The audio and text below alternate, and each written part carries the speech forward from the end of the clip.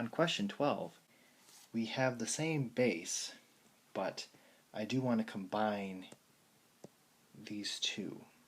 So because they are multiplying like bases, we're going to add the exponents. So this will become e to the 4x plus x squared is equal to e to the 12. So now that they have the same base and it's just two terms, I can set my exponents equal to each other. So 4x plus x squared is equal to 12.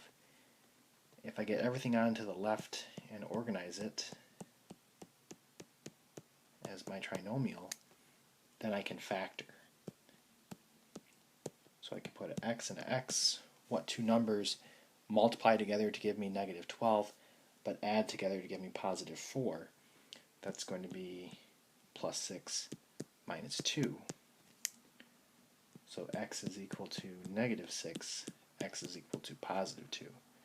So this question does have two answers, and both of these will work in the original question.